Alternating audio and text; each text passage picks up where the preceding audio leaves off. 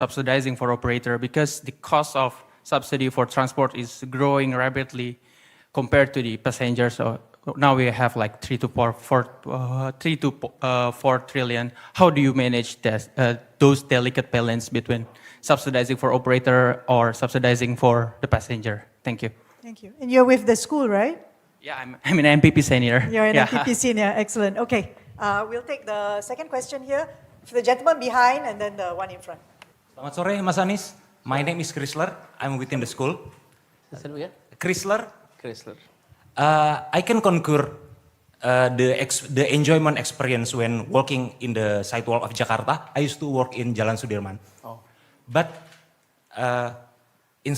what I'm interesting in question is that despite the innovation that you introduce, how do you empower the bureaucrats so they can put the innovation stays? They don't throw away the sidewalk when you left the office. Thank you. Thank you. Okay, go ahead. Thank you, Professor Zaina. My name is Paul Lim. I'm from Malaysia. So my questions to Pak Anies would be about the Indonesia and China relationship, particularly in the Build and Road initiative, as Bandung and Jakarta HSR is one of the landmark project in the it's ongoing landmark project in the Jakarta, and we see significant progress. Oh, the high speed. Yes, Yeah.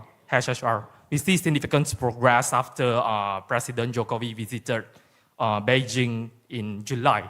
So, as you are one of the forerunner of the coming presidential cabinet, so yeah, and you might be dealing with greater challenges, for instance, the state-to-state relations. So what are your views on the BRI in Jakarta and Indonesia? Thank you. The BRI initiative. Thank you very much. BRI. BRI. The Belt and Road. Okay. I take one more question from the lady who's standing there. And sure. then we'll let you answer. Hello, good evening. My name is Carla. I'm from the Philippines and I'm MPP Junior. So I think our countries share the history of having a very car-centric society. So my question is that, what led to the pivot or the shift from a car-centric policy to a more focused on public transportation? Because this is something that we also want to do in the Philippines. Was there any focusing event that led to that moment of pivoting from that policy to solving public transportation? All right, thank you. This is a slide answer. So I hand it over to you to answer the 4 questions. Yeah, And they're very big ones, actually. Yes, they're big questions. Yeah. First with Pandito. Thank you. Very good questions. Yes, in the short run, if I may say, in the short run, it looks like we are subsidizing the operators in the short term. Why that is the case? One, our ridership has not reached the target we would like to reach. And this is like a chicken and egg problem. Do you want to invite more partners into the business of public transport? You need to have high ridership. And then to have high ridership, you have to invest on making sure that the fleet were available and reaching out to all area of Jakarta. So in our model is this: we invested now, we subsidize, and this will continue to grow. And as it grow, we will then rely on non-fare box revenue. Instead of like today, we're relying on fare box revenue, and the difference is being subsidized. So we are pretty sure that as this continue, we will be seeing that trend. Number 2 is on the TOD development. The TOD development will bring in a lot of investment, and it will also change the equations on the public transport expenses. Why that is the case? Because master developer of TOD has to be our company, which is MRT or Transjakarta. So they will be able to make money not only through the revenues from non-fare box and the fare box, but also from the property and the business of TOD. So that's one. Number two, how to maintain this sidewalk so that it continue? Mana Bapak tadi, Pak? Okay, Pak, thank you. Yeah, Jalan Jenderal Sudirman is now a place in which I often call it democratization of Jalan Sudirman. Because in the past, only someone like you can enjoy that big street, wide street, and high-rise buildings. The rest of Jakartans could never enjoy Jalan Sudirman because there is no sidewalks. Now, not only sidewalks, we built pedestrian bridge and bicycle bridge so that people can actually come and enjoy that place. So you come to Jalan Sudirman not only during car-free day, which is only on Sunday, but now any time of the day, any day, you can come and you can enjoy that street. Imagine when you live in a kampung, very crowded, very compact, you like to see, a common space that is accessible and free. So when we build sidewalks, the idea is not only about, pedestrian need to be a priority, but we are also talking about making our resident who lives in the kampung can enjoy the city as much as those who don't live in the kampung. So you're seeing our parks, our sidewalks in the afternoon and evening were occupied by so many people. Some of them are coming from outside Jakarta and enjoying the area. How that's being maintained?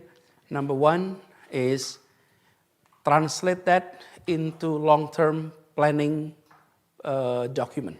So that's already on the planning document. Number two, put that into called Provincial Strategic Project, KSD, Kegiatan Strategik Daerah. And with that, it has to be translated into budget and it has to be translated into action.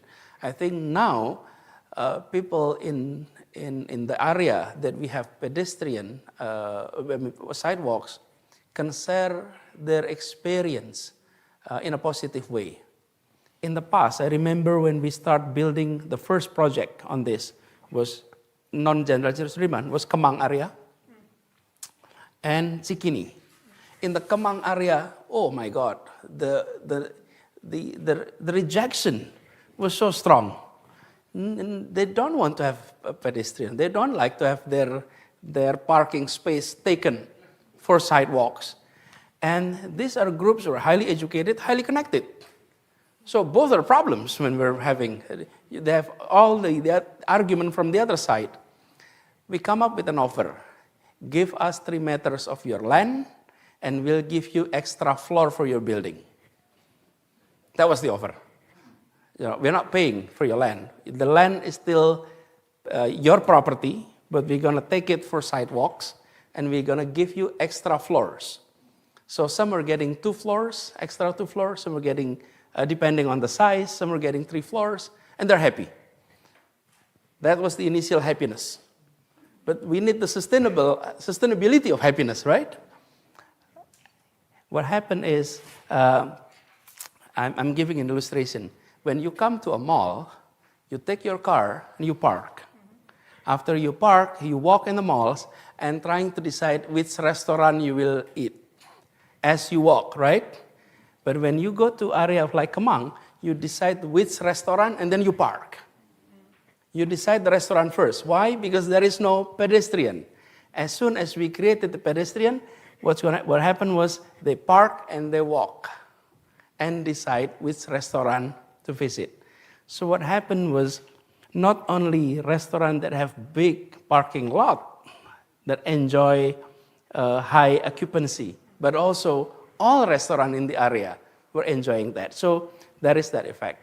So we hope by having this institutionalized, we will be able to maintain sustainability of sidewalk development project in Jakarta. But let me note, it is already 241 kilometers. Unfortunately, most pictures were coming from Jalan Sudirman. So people were saying, Pak Anies, don't only build Jalan Sudirman. It is not Jalan Sudirman only, but it is actually across the city. One problem that we need to counter is this. We need to educate our motorists not to use sidewalks for two-wheelers. That is something that we need to, we still find difficulties on that. Even in Kota Tua is now completely for pedestrian, but the challenge is the motorists were still riding there. And when they fall, they blame it the governor. Pak Gubernur, licin. Of course, it's not designed for motorists. But anyway, that is our challenge. Now,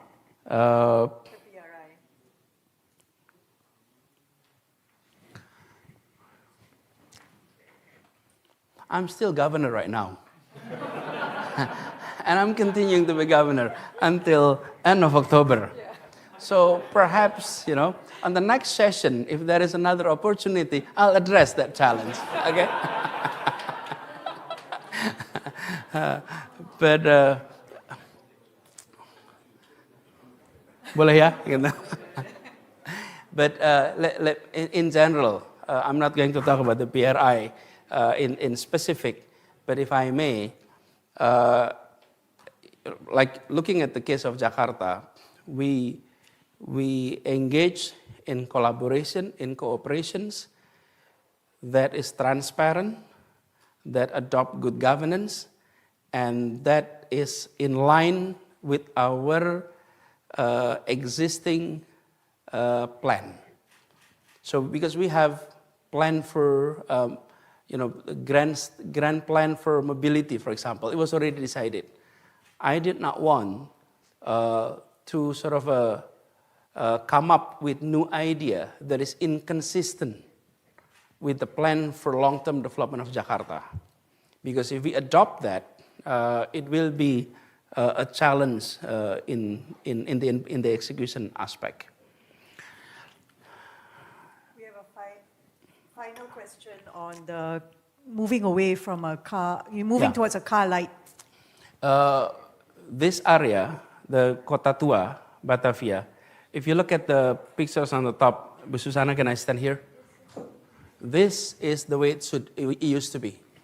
It was basically a road for cars. This used to be all for motorized. And then now, this is the area, it's all for pedestrian. We did it in stages, not all at once. In stages. 1, we make this area a low emission zone, February last year. Okay? Low emission zone. And it was, when we announced that, of course the reaction was negative from those who live in this area. And we told them, be patient. If it's not working, we will revise it. But we believe you're not going to lose business. And what happened is they're making businesses. The business is not slowing down, actually. And then now, when we adopted this approach, they already see the opportunity by having it more for pedestrian. So our approach, pinjam. Our approach was this. Oh, this is the way it used to be. Now it's all this area for complete for pedestrian. I'll go on the TOD approach.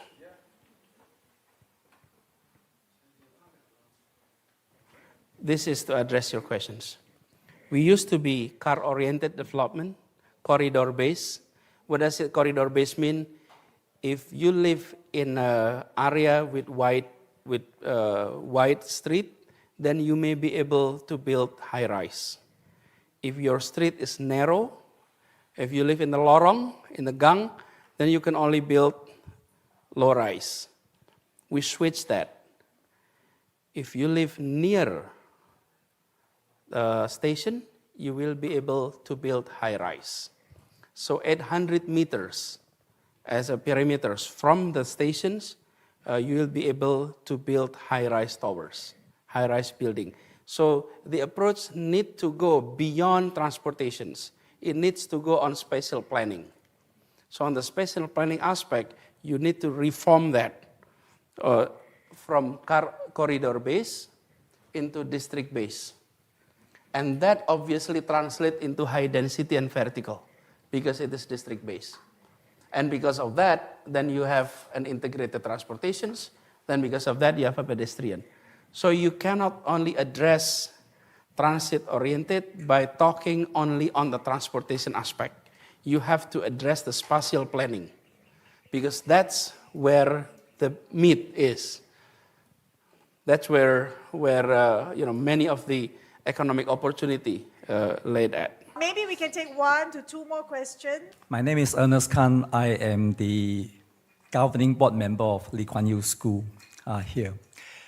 My question to you, Governor, knowing that the capital city of Jakarta, in terms of your administration, is to be moved over to Kalimantan. So as you look forward for Jakarta, with all these lessons learned, what will be the impact on Jakarta when that process is complete? Because then your capital city will be in a city in Kalimantan. And for the lessons that you have learned from building Jakarta, great work, Governor, for the last 5 years. How is that going to impact Jakarta going forward? Thank you. Thank you, Mr. Kang. I had the question also about the new capital. You asked it. Thank you, Panis. My name is Janitra. I'm from Yogyakarta, actually. So I used to be in Gajah Mada University too. So yeah, I mean, but I was in IR.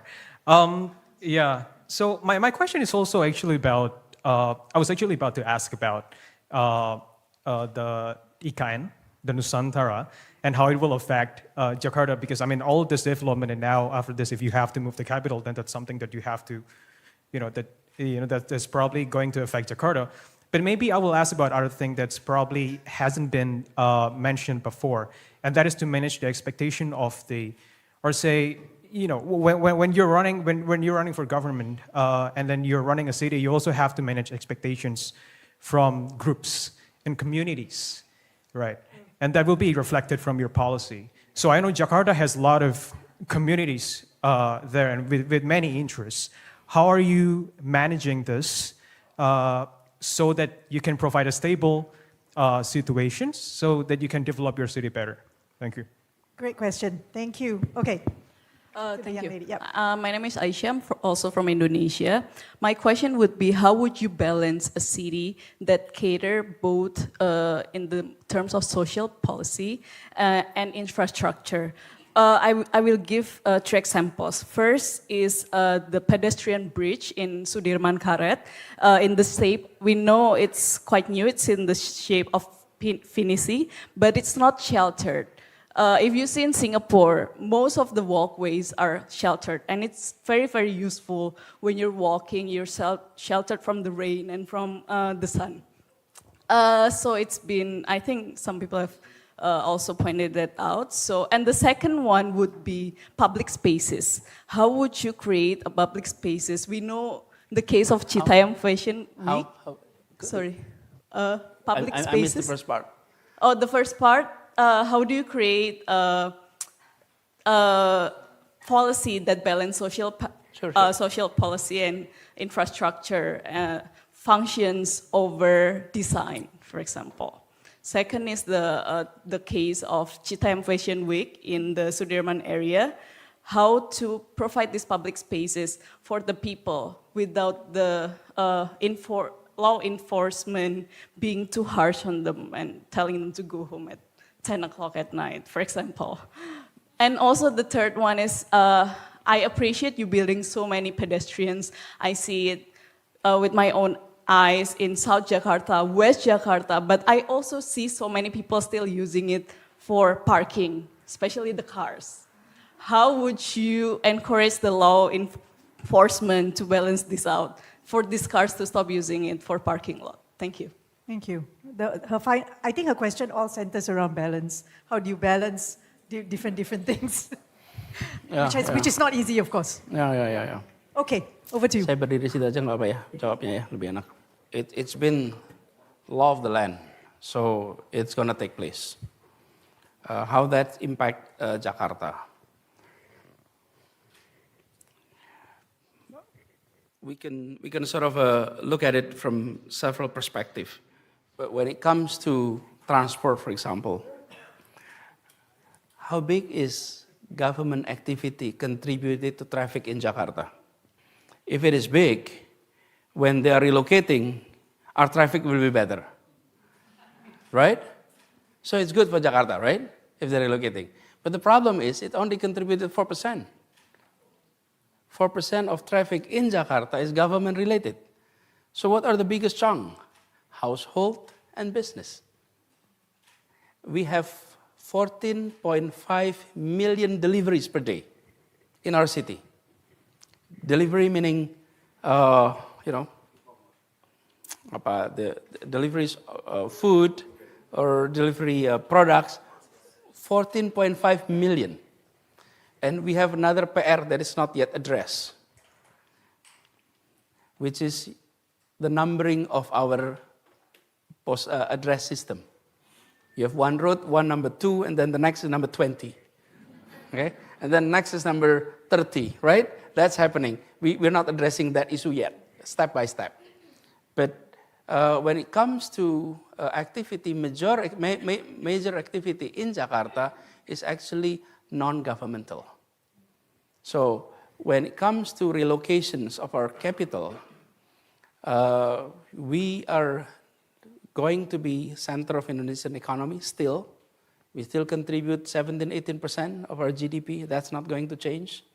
And we will see more government employee moving to East Kalimantan. And I believe that the development of Nusantara will not repeat the mistake that we made.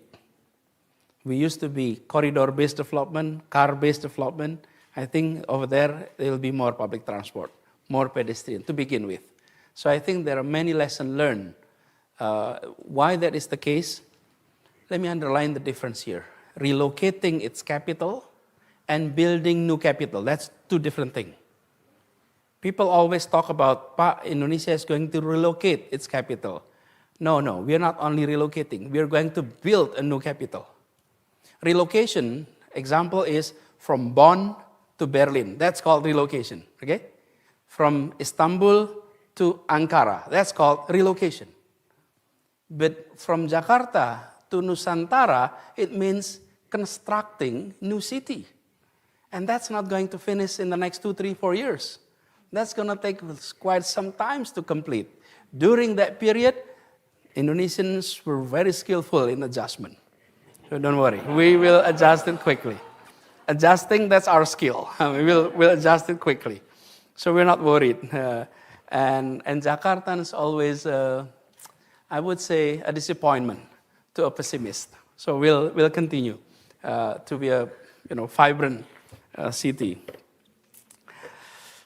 And then on managing expectations. Expectation varies.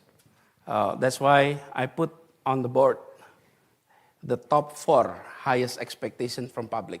Addressing cost of living, addressing education issue, addressing health issues, but the expectation varies from one place to another. What we're trying to do here is that address the top priority with all resources, but other challenges need to be addressed as well. Flood, for example. Jakarta is known for having floods. We have 3 fronts to tackle here. In the coastal area, you have the rise of sea levels, and then we have water coming in from the highlands. Even Jakarta is dry. If the highlands have a heavy rain, all these 13 rivers was going to, often overflow are happening. Our capacity of rivers in Jakarta is 2,300 meter cubic per second. At the normal time, that's happening around 1800 to 1900 at normal time, which is below our capacity. But our capacity is 2,300. However, in the heavy rain, it can reach up to 3,200 meter cubic per second, very high. And then local rains. Our drainage system, the capacity is 100 millimeter rain per day. That's the capacity of our drainage system. And the extreme rain that we had in January 2020, the rain was 377 millimeters per day, almost 4 times the capacity. Obviously, we'll have flood. So our approach in managing that expectations, this is also interesting. The middle class expected flood to be tackled, but the middle class never experienced flood. So those who have the expectations were not those who experienced the problem. But if you go to Kampung, they will not talk about flood. They will talk about cost of living. They're going to talk about health and education. But we need to address that. And so our approach is,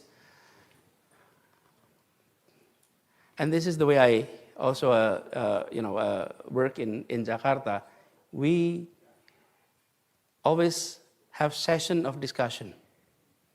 And answering to your questions about how to make the bureaucrats continue our programs.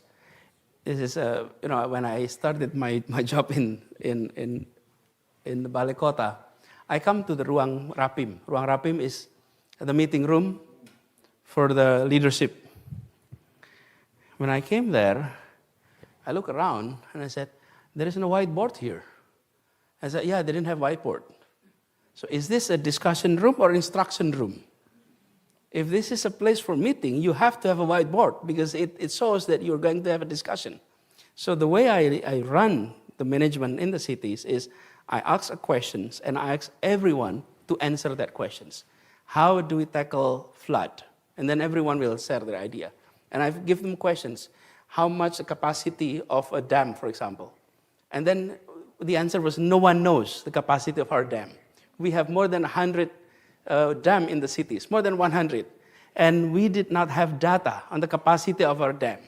So even the water was there, we didn't know how much sludge is inside, how much we need to do dredging. So ask questions and let them answer, and that's how we manage. So I also ask these simple questions. How do we measure a success in handling flood? And everybody was thinking, how do you measure success in handling flood? Flood is flood. Yeah, I know. Flood is flood. But how do you measure a success in handling flood? And they had difficulties it was a true story, because we didn't have KPI. So I said, there is no way we work without KPI. So let's set up a KPI. 1, no death. That's number 1. Everyone must survive. 0 death. That's the first KPI. Number 2, it has to be dry how many hours after the rain stops. If the capacity is 100 millimeter rain per day, and the water coming in is 200, it will be flood. It will be flooded, right? That's a fact. But the question is, how many hours does it take to make it dry again? And then everyone discuss it, and they come to conclusion, 6 hours. That's not my instructions. That's the conclusions of all the technocrats who had experience in managing waters in Jakarta. And they come up with the number of 6. So 6 is not a decision by governor. The governor asks questions. They have the experience, they have the knowledge, and very practical. So it becomes our KPI now. Whenever there is rain, and it's over the capacity, 6 hours after it stops, it has to be dry. And nowadays, when you see a flood, very, very fast, you'll get it dry immediately. Last year, there was a flood in Kemang, or beginning of this year, and within less than 6 hours, it's dry again. Why that is the case? Because the lurah, the camat, the wali kota were bringing in resources to pump the water. The fire truck were being sent, the tank for watering the parks were being sent. so many resources were being pulled to make sure it dry within 6 hours. If it didn't reach the target, it will mark in their KPI. And their KPI is linked to their salary. Because Jakarta's employee is making good money already. So you need to link it to performance. Now, Aisyah ya tadi. Aisyah, thank you. Very good questions. Why the JPO or the pedestrian walk didn't have a shelter? Aisyah, instead, it's interesting. I actually was the one who asked all the shelters to be removed. Yeah. I asked them to be removed. And it's not like I asked them immediately. This is my question was this. I always ask questions. I don't give instruction. I ask questions. The question was this. Why do we need to have a roof here in the pedestrian pedestrian bridge? Well, to protect you from rain and sun during daytime. But you're coming from an area that has no shelter anyway. The sidewalk, both sides, has no shelter. So you're walking from an outdoor to an outdoor. Why do you need an indoor in between? If you're connecting the bridge from inside to outside, that's different. Why that is the question? Why I ask that questions? Because of this. The beauty of Jalan Sudirman is up in the sky. Okay? When you are crossing the bridge and there is shelter, it basically blocks your view. The experience is, in fact, when you are enjoying the upper side of Jalan Sudirman, not the lower side of Jalan Sudirman. And most of us who rode cars, many of us were driving in the back seat. And in the back seat, you don't enjoy Jalan Sudirman. It's your driver that enjoys Jalan Sudirman because they can see all the high-rise buildings and everything. So Aisyah, I asked that questions to come to conclusion that we will and then remove, so that we can give experience to our residents of the uniqueness of Jalan Sudirman. In other area, when we connect buildings, then it has to be sheltered because you're walking from indoor to outdoor. You will be seeing in Jalan Sudirman when it is a bus stop for Transjakarta, for transit, then it is with shelter because they're moving out of the bus, transferring to another bus, then it is sheltered because you're connecting from indoor to outdoor. So in fact, the idea is to create a space that people can feel togetherness, and that's sort of the objective. And in fact, I always said, behind hard infrastructure idea, there has to be sociological purpose to be achieved. So behind the building of transportations, we're talking about creating the feeling of unity in our city, the feeling of equality in our city. Same thing with pedestrian, and same thing with a pedestrian bridge. It creates the feeling of equality in there. So I hope I address your issues. And then on law enforcement, the Citayam Fashion Week was a unique case on that. Okay, I don't want to say that's a unique case, and it was only happening during school holidays. Once the school holidays is over, then the Fashion Week is over. So it was not only because the law enforcement, but because holiday was over, they're no longer coming to the area. And this is also one thing that we experience in Indonesia, that policing under the police authority is different than the local government authority. So linking the two is not always easy at the operational level. Okay, often it didn't go along very well. The last one was about parking. Yes, I mean, this is what I mentioned earlier. This is a challenge that we are still facing. We keep giving tickets. We keep giving basically tickets, and it is quite expensive, 500,000 per day. If your car is being towed, it is expensive actually. And if you have your car for 2-3 days, it'll cost you quite a large sum of money. So we're doing enforcement all the time, but it is a learning process for everyone, because many of us still looking at any space as parking space. And the same thing with garbage can. One day, Susanna, I had a minister taking our MRT. And then after she took the MRT, we met, and then she said, "Pak Anies, the MRT was so good, except one thing." What is that, Bu? It didn't have enough garbage can, waste can. There is no enough, tidak ada tempat sampah, kurang tempat sampah. And then I mentioned, it was designed without tempat sampah. There is no tempat sampah in the MRT. And I said, really? Yeah, there is no tempat sampah. So if we have sampah, take it in your pocket. Bring it home, bring it to the office.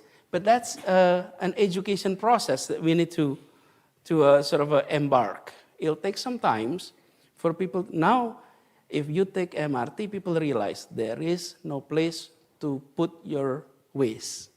You have to take your waste along. And I often said, your waste doesn't mean garbage. Some waste are never garbage. Some waste are actually recyclable, and you can keep it. And some are garbage. But this concept need to be educated, there's a process of habituations to make it a habit, and one day become a culture to us. We'll see when that happens. Again, thank you very much for all the questions and your attentions.